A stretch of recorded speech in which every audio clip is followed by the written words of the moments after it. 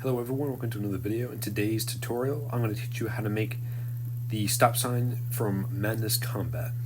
These are the supplies you're going to need in order to make this. Cardboard, super glue, hot glue, a 5-foot PVC pipe, gray paint or gray spray paint, white paint or white spray paint, and painter's tape. So in the very beginning, what you want to do is get a cardboard piece and cut out a octagonal type of shape that's a little over 15 inches, as you can see in this photo here. Now, the reason why I have markings all around the edges is for the white outline of the stop sign, which you'll do later on. And you're going to want to make this a little under an inch, as you can see in this photo here. This will be crucially important later on, so you can line up the painter's tape in order to make it clean, like a clean line all on the edge. So this will be extremely useful.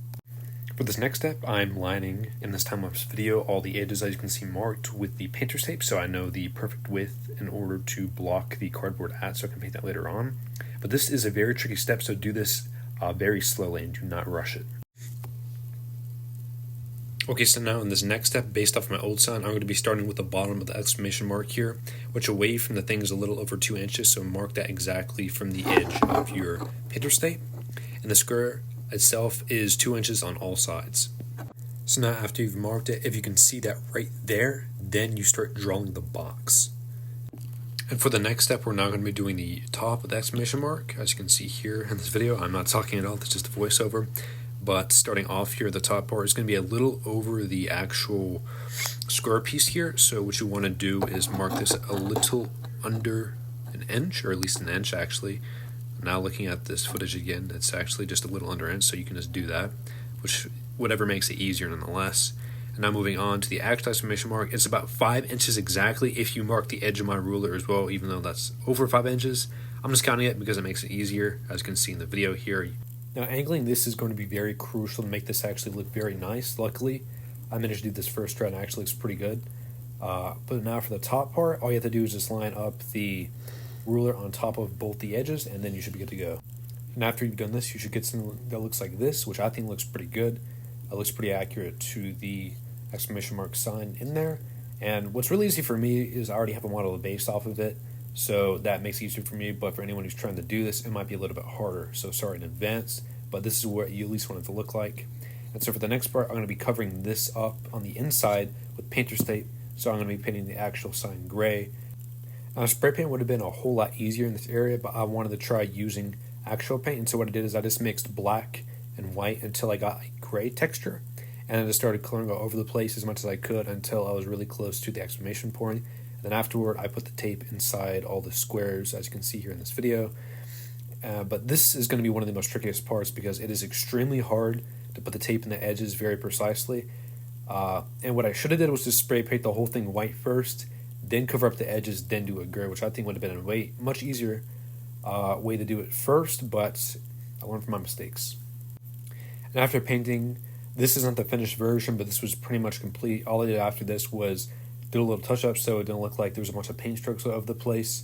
And after that, I let it pretty much dry, and then I took everything off, which looks like this now, which I think looks pretty good so far. Obviously, you can see the markings, but it's now time for the next step to make the other parts white.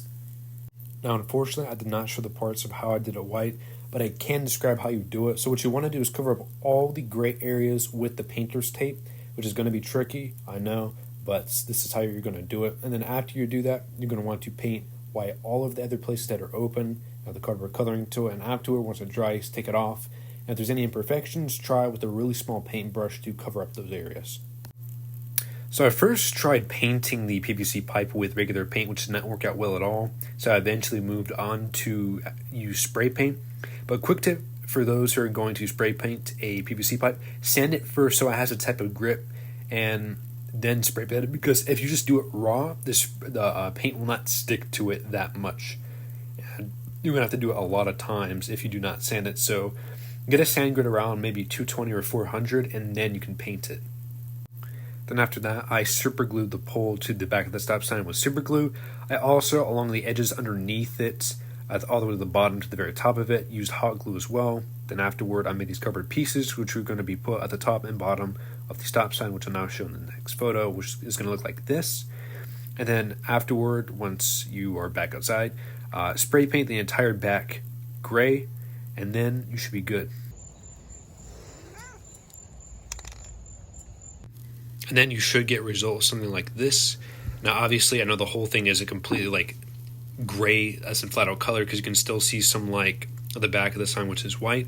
But I purposely did that just so it wasn't like completely clean, because I think it looks off. But here's the finished results with me holding it and how big it is actually compared to a person. Just for reference, I'm 5'9" and the sign is a little over 5 feet. But I think it turned out extremely well done. I thank you all for watching, and hopefully you're able to make that as well. I hope the tutorial was actually beneficial and you're able to make it on your own. Also, the reason why I made a second one, because this is the second one I made. Those who aren't aware, I already have an original one. It's over to the left of me, which I'm not going to show now, but you can see it on the shorts page of my channel. I've already made an original one, but the reason why I did is because some conventions, they have strict policies on what material the props are made out of. So I made this one out of course, PVC, so it would be a plastic material, so it would be allowed in Comic-Cons. Hopefully it is. If they don't allow that, I'm not really sure what to say. But besides that, I thank you all for watching, and hopefully you're able to make it.